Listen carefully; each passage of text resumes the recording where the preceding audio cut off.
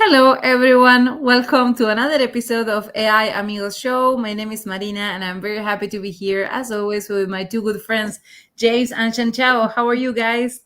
Hello, Hello. everyone.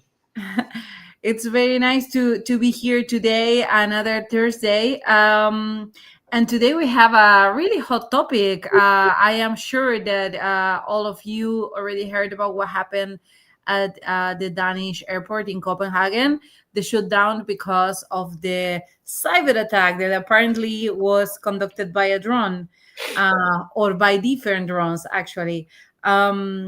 So, guys, I know that you heard that it happened also in other airports, right? Yeah, Yeah, some other airports. Yeah. yeah. Well, so as far as I could actually research about this, there were several occasions when the drones were actually spot. It all started apparently on the 10th of September, according to DV, the German news, and there were drone incursions in Poland. Then on the 20th of September, there were cyber attacks on different European hubs. The 22nd of September was when some drones were flying over Germany, Denmark, and Norway. And then, well, finally, on the 24th of September, the big shutdown at Denmark airport in Copenhagen. And there were different disruptions in Brussels, in Berlin, and even in London, Heathrow. So it Does seems do they? Yeah. Do they say how they attack? It sounds like a third world war is starting. well, so it's actually really scary, right? I have something to show here. Okay. Maybe we can actually share how the drones are actually attacking, right? Because when we think about the drones, I don't know, it happened probably to you at some point that maybe, I don't know, you went to a park and you saw some person playing with the drone and everything. So then we can see that it's something kind of innocent, but in the end, it's actually not that much. Let me share here the screen because I found it on a paper and I really would like to share this with our audience. Here, let Because me see. when I remember the news of Poland talking about shut down those drones, and they are not like our thinking about DJI drones. They are bigger one single Yeah, propeller drones. Of They're course, yeah, of they're not course. easier. Guys, can you see my screen here? yeah. Yeah, So, so they look like swarm technology using, swarming with AI. Ooh, yeah, but basically, so then this is the thing, right? Because of course, when we talk about AI now, everyone thinks about only the LLMs. But what is happening with the drones, and what happens when you connect the drones with the same technology, with the LLMs, for example, that can suggest you how to make them, more powerful. Um, and here, something that really got my attention, and I would like to show people, is that the drone has different pieces, right? So even though we see just the drone that is flying around, um, it has different pieces, and one of them is the antenna. And the antenna tried to connect with something that is giving, well, information, or signs to this one. yeah, And if you think about this in comparison, something that we have to consider is, for example, I don't know, the mouse, right? The mouse or the keyboard or something that you connect to your device. It usually is connected or is plugged through an USB, right? And then the device is actually giving signals. So, for example, the mouse, if you move it, it's giving signals to the computer to say, okay, it is actually moving.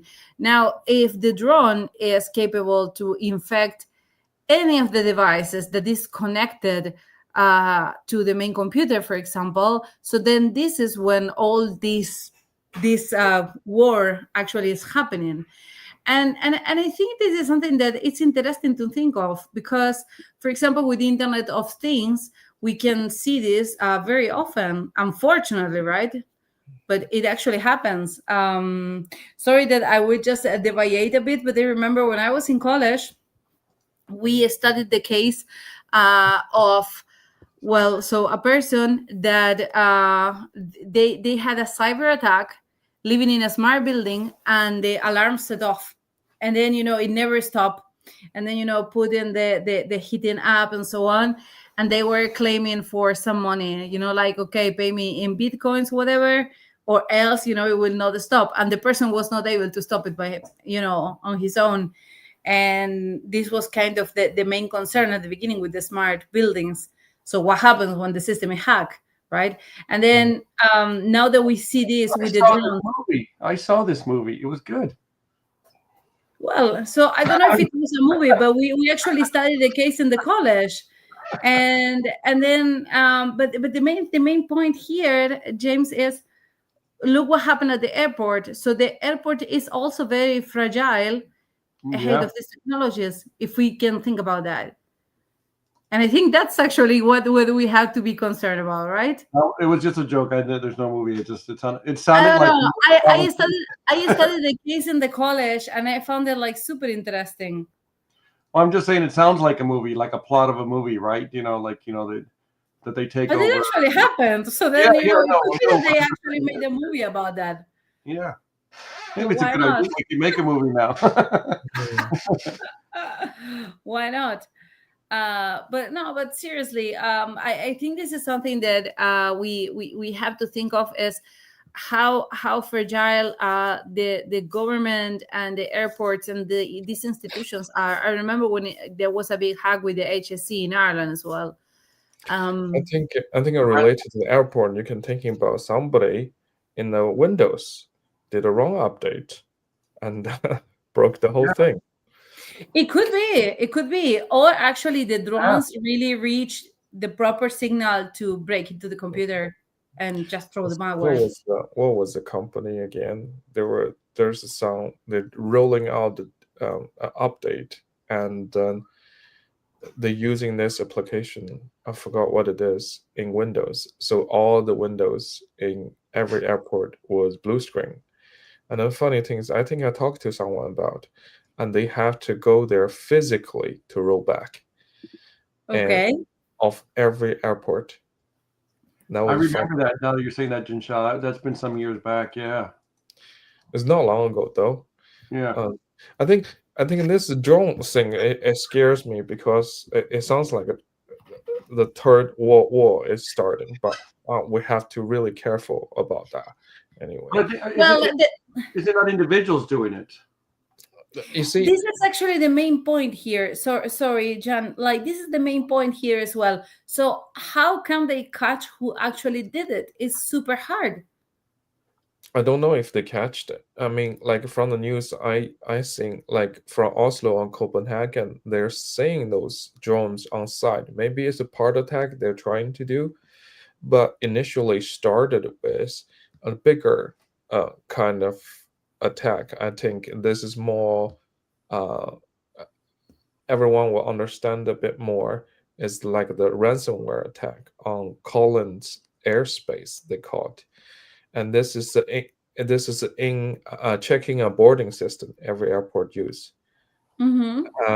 So that's where multiple European airport, including Dublin one, had an issue. Everyone had to stand outside to redo that again.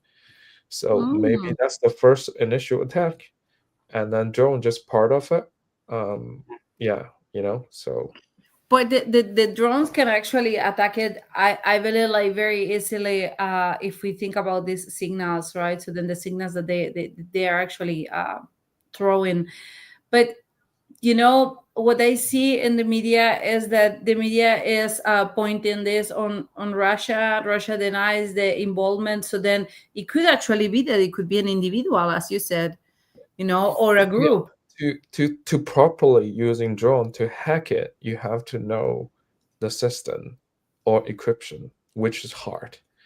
And to do a man in the middle or denial kind of DDoS attack, isn't it? The short one, denial, something attack. It'd be easier. It can flood it or kicking the devices off the internet or network. It will be easier. Yeah, maybe they just wanted to continue on the denial attack services or something. Or maybe they're expecting that we can make a movie about them. About the attack. Maybe. You never know. Why not? No, but seriously, guys. So then, it's really concerning how less this kind of institution maybe care about the cybersecurity. I think that now it's a must. And I remember in one of the cybersecurity conferences that I attended, I heard something that really stuck in my head, and was the question is, what happened if I suffer a cyber attack? And then they said, no, now the question is, what happened when I have the cyber attack? Because it's not a matter of a chance. It will happen at some point, because the only thing that you need to be attacked is actually being online, being connected, and Yes, then I that's mean, it. normally they're looking for the target with maximum effect, right? And also at why airport is a good target is because the person on the airport, they have so many systems and so many contractors, all different configurations. It's easier to find a hole in there, other than, let's say, hacking into your phone. Is Yes. everything belong to Apple, But when you have a larger organization with pieces of Lego put it in, and different companies, and there will be misconfiguration, or some company didn't do very well, and then the whole system compromised just because someone left a hole there, So that's normally But it is makes the sense. It makes sense. Mhm. And the example that you give is actually very, very thoughtful, because if you think, okay, so you have different pieces of Lego, maybe one of them is actually not so good, Mm. and Yeah, this is well, where it's in. I took a course in cybersecurity years ago in Yeah. university, and they talk about surface points. Where you're talking about the different surface points where things can be attacked at. Where there's interfaces within software. Those are surface points.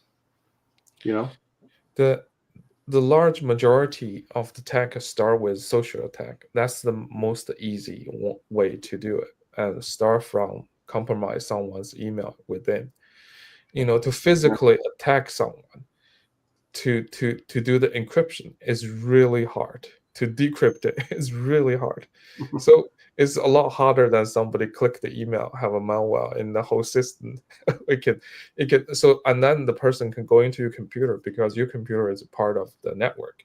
It can Yeah. explore what's going on.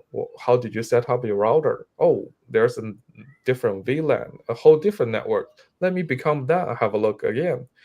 So yeah, the same things I always study when I studied kind of this kind of attack that time was in Sligo IT. We've been taught to hide ourselves, to when we join a network, try to be a different service name and all that, look normal, all that sort of stuff. It's quite interesting. But what I wanted to get to is, in a company, the cybersecurity part is the last part to look at. Nobody cares until something happens. Yes. Oh, when something happens, it's so expensive to fix. because initially, when you put time and money into it, it is expensive. Yeah. You have to go through the logs.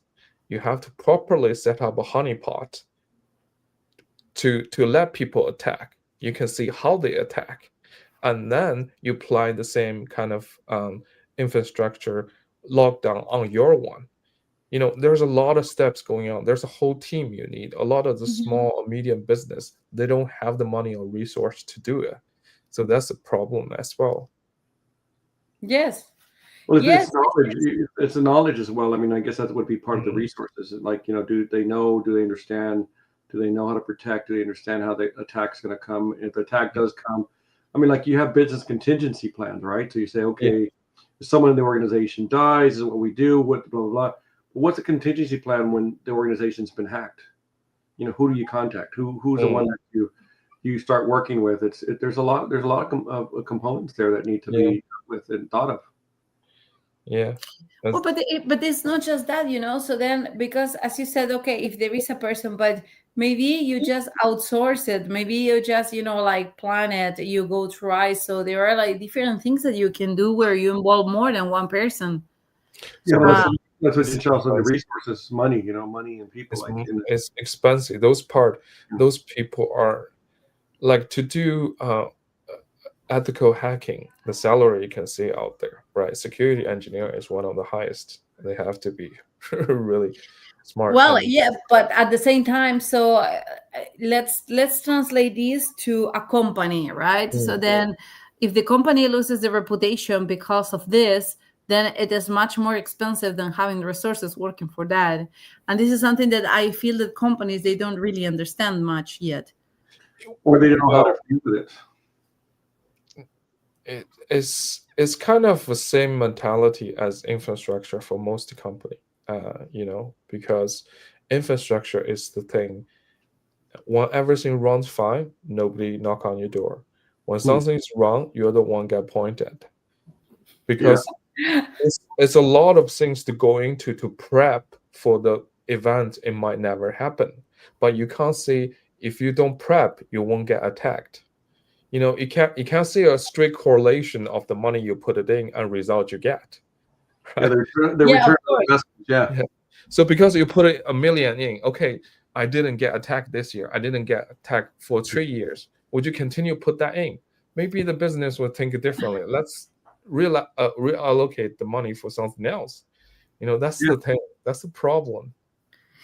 Well, so one of the analyses that they have done as well, a report that they have done in the past was related to this. There were more cyber attacks, at least reported, right? Because many of them are not reported. More cyber attacks that were reported, but the companies they were planning to have the same budget or even less than the previous year in cybersecurity. And you said, how come? Like if there are more cyber attacks. And I think it is exactly what you say. As they don't see this in money and return of investment, then it's actually gone. But Maybe I they think don't care. Everything is out there now already. Well, now it's actually as well the moment for the cybersecurity companies, right? When this kind of events happen, it's kind of I can't save it all, and maybe you have to actually be careful as well who you are hiring for this.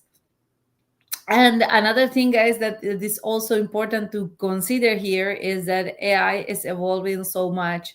And when I said, like, okay, you have the LLMs combined with the drones, it means that maybe, of course, the attackers can also use the LLMs and try to improve, how they hack the system or how to find the gaps, as you mentioned. And Oh it yeah, is yeah, yeah. possible. 100%, 100%. It's both sides as well, because when you provide that information, right, and it can do both sides. It can find out the weakness, what was the right attack to use in certain way, right? Or the security engineer can use this as the other way as well, analyze logs and all that sort of stuff as well. Yes. Yes. And yeah, maybe attacker use a drone, use LLM, send you a video. Might happen, Joe. Laughing at you, ha ha, breaking. Who knows? Well, but at the same time, that it is said that AI is helping the defenders as well to have a better security, to have better monitoring. And in my opinion, this is an arena, like a gladiator, something that is a battle that will never end. Between attackers and defenders, of course, both sides are using AI for that. Yeah, definitely. Talking about that, right? We have our sponsors, Tequila AI. I know they have some products to help people to analyze the firewall logs, which can help the business people understand what is going on. And now that we're talking about cybersecurity, if you need some help with cybersecurity or tailor AI solutions for your organization, please contact our friends from Tequila AI. Tell them that you are going from AI Amigos show, and they will actually treat you super well. So then that is the idea.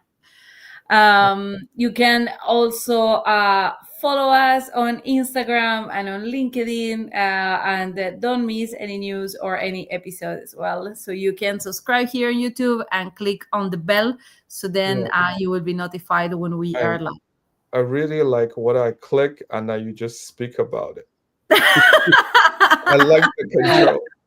Well, it's kind of in the TV, I'm trying my best. I even clicked the wrong thing. Did you guys synchronize that? Did you guys practice that? How did you make that work? Oh, yeah, we do practice in front of the mirror all the time. Yeah, exactly. So we want to look good. That is what we do. When people ask me, what are you doing? I'm practicing to speak with Jean Chao in the podcast. People look at us, those two weirdos, work around them. Walk around them. No, but seriously, guys, so then it's a topic that we really need to consider, and I believe that now even more. And my main concern is what will happen with the different nations, right? Because if it is happening at the airports, it could happen in other organizations as well, that they outsource or they have different suppliers, as you mentioned, Chanchao. Let's say hospital, clinics, schools, universities. There are those larger organizations are easy to get attacked because when you're choosing your target is basically you want maximum effect on people when you attack, and then those places are normally with multi-vendor in their IT system, so all different things. You don't want to attack like some Chinese takeaway. What's the point of that?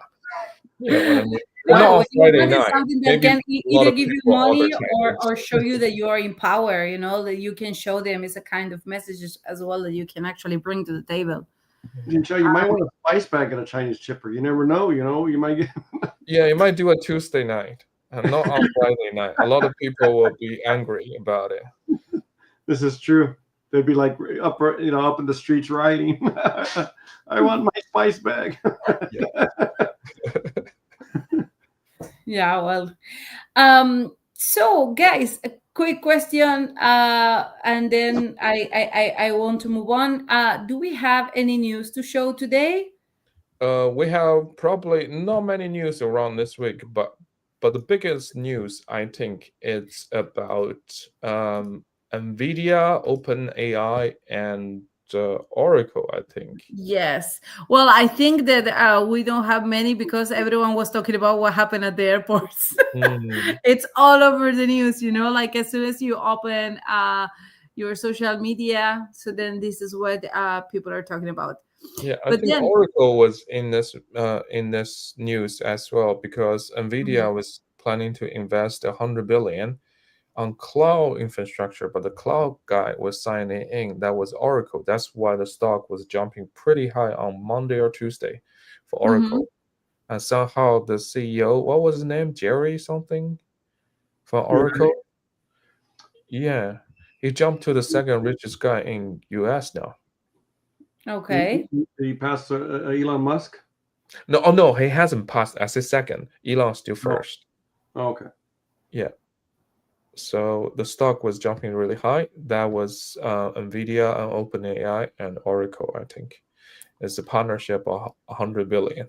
Oh, really? So then I would think that these three are actually a very nice team, it looks like. Well, I mean, $100 billion, like in Shaw, I have like a lot of that money just laying around. I've got probably about that much. Yeah. Well, I have 100. Not like a billion. Just like 100 cents. That's what I have. Well, use different. What's the word for it? Like we use different measurement for money. They use billion. I use cents. Yes. Yes. That makes sense. So someday, guys. Someday with AI amigos. Dad joke. Well, so it's actually the news. Yeah, that is interesting news there, Jinsha. It's very interesting because I mean, I wonder how that $100 billion is going to be spent. I mean, that's one of the things that, sorry, just to say there is that there's a lot of talk about an AI bubble forming, not about bubble like bubble in the aspect of like a lot of investments are going in and stuff like that, because there's a lot of hype around AI and it's like, oh, it's going to do all these things. And I remember, way back when there was a .com bubble, that was the same thing. Like, oh, the internet, everything. Obviously, there was utility in that, but it was like the market got ahead of itself. You know what I mean? Yeah. And I think right now as well with AI, the market's gotten ahead of itself. It's like, oh, AI is going to do this. It's going to do that. It's going to be, the big whatever. And it's like, yeah, like I think a lot of organizations right now are struggling with integration of AI into their organization. You made me laugh now when you were saying like AI is going to do this or that, because I remember in an episode that we were along with Chanchao, we were talking about Mars, that Elon Musk is preparing everything to to bring us to Mars eventually. And we talk, okay, so imagine if we actually have already systems there, the problem would be the maintenance, because whoever goes cannot come back. So that's it. It would be kind of You're there to stay. You're there long term, yeah. Yeah. It's like a real long term commitment there. But that's what he said about like the first patch of people. If they go there, they're not going to come back because they don't have the technology or the power to push the rocket back. So that was the problem. So it's a one-way trip. Yeah. Yes. Yeah. Well, the second news of the today I find it interesting this week was the H-1B visa, which might relate to the visa to AI a bit more. Yeah. Because Trump will add $100,000 fee for applying the visa. So imagine all those H-1B visa is for people with working visa, right? Yeah. For talent, basically.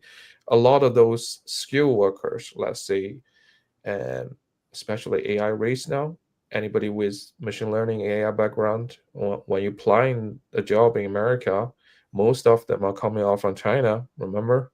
And then Asia countries. So India, you're gonna have pay a hefty fee, and this is a disaster on the startup companies, to be honest. But here comes my question: who will actually pay for that? The Well, large applicant or the company? The big company. If they wanted to cover for you, brilliant. But you might need it to pay yourself, right? You want to. Europe is better. Yeah, no. Crying. They make if you go to the US, you make a lot more money, and even like a friend of mine who's a recruiter in the US, he goes, "Why do they pay so low in Europe?" People in tech, and I'm like, I don't know.